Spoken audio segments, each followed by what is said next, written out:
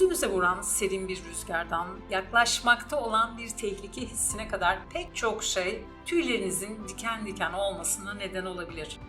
İlham verici bir konuşma veya şarkı duyduğunuzda da tüylerinizin kabardığını görebilirsiniz. Ama bunun nedeni melodinin güzel olması ya da rüzgarın soğuk olması değil, beyninizin bir kısmının tehlikede olabileceğini düşünmesidir. Saç köklerimizin yakınındaki küçük kasların kasılıp tüyleri kaldırmasına neden olan bir refleks. Buna bir dizi uyaran neden olabiliyor. Örneğin sıcak bir günde serin bir rüzgar.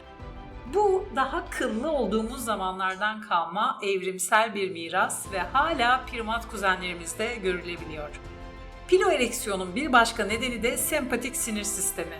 Bu sinirler tehlike algılandığında harekete geçmeye hazırlanmak için bir dizi fiziksel tepkiyi yöneten ve kendiliğinden olan bir refleks. Sempatik sinirler kalp atış hızını artırmanın ve ter bezlerini harekete geçirmenin yanı sıra savaşmak üzere olan bir kedi gibi potansiyel bir tehdide karşı daha büyük ve daha sert görünmek için tüyleri kaldırıyor. İlginç bir şekilde tehlikeye karşı olan bu tepki bizi etkileyen bir şarkı veya müzik ile ilgili bir uyarandan sonra da tüylerin diken diken olmasına neden oluyor. Bu sempatik sinirler nasıl ve neden harekete geçiyor? İnsan beynini ikiye bölebilirsiniz. Duygusal bir beynimiz ve bilişsel bir beynimiz var. Tehditlere karşı tepkilerimizden sorumlu olan duygusal beynimiz, dış uyaranlara bilişsel beynimizden daha hızlı yanıt veriyor. Örneğin müzik dinlerken duygusal beynimiz onu gürültü olarak tanır. Bilişsel beynimiz ise melodiyi, ritmi ve müziği zevkli ve hareketli kılan tüm faktörleri tanımlayan şeydir.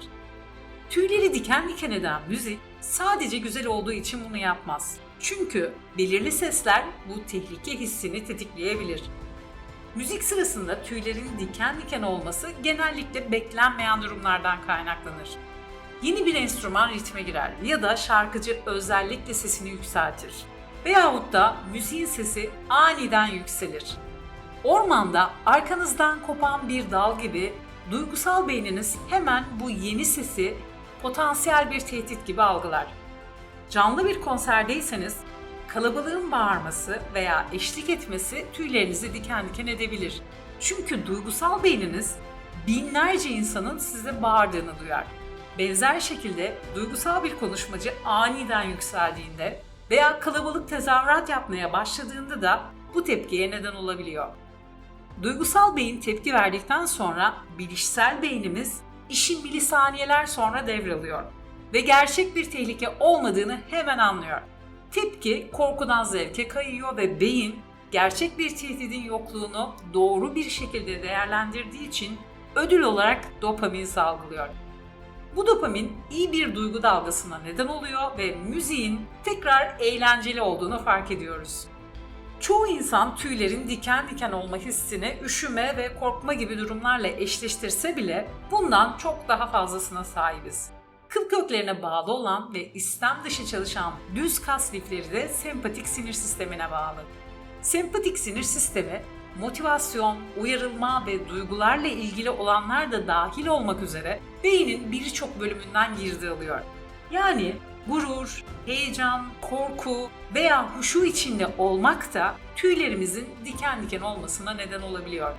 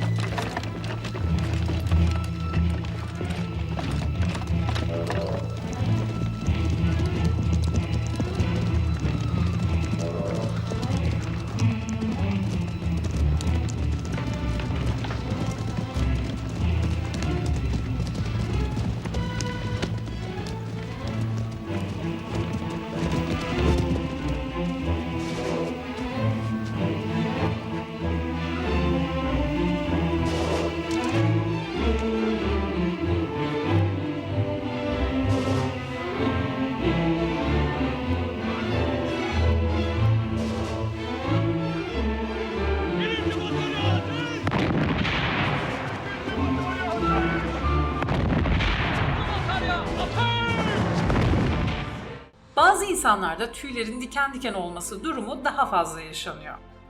Aslında bu kişilik özellikleriyle alakalı. Psikolojide 5 temel kişilik özelliği var. Bunlar açıklık, dürüstlük, dışa dönüklük, uyumluluk ve sinirli olmak. Eskiden beri tüyleri diken diken olma olasılığı daha yüksek olan kişilerin güzellik ve çeşitliliği takdir etme ile ilişkili bir özellik olan duygulara açıklık konusunda daha hassas olan kişiler olduğu düşünülüyordu. Bu mantıklı çünkü müzik çok duygusal bir şey. Bununla ilgili yapılan bir araştırmada gönüllüler cilt monitörlerine bağlanıyor ve onlar için müzik çalınıyor. İnsanların ne zaman ve ne sıklıkta tüylerinin diken diken olduğu objektif olarak izleniyor. Bulunan şey, fikirlere açıklık konusunda üst sıralarda yer alan kişilerin tüylerinin diken diken olma olasılığının çok daha yüksek olduğu. Araştırmacılar bunu duygusal açıklıkla birlikte daha çok hayal gücü ve merakla da ilişkilendiriyor. Aktif dinlemenin ve müzikle daha fazla ilgilenmenin, örneğin bir şarkının ardından ne olacağını tahmin etmek veya uyandırdığı görüntüleri hayal etmek gibi tüylerin diken diken olmasının anahtarı olduğuna inanıyorlar.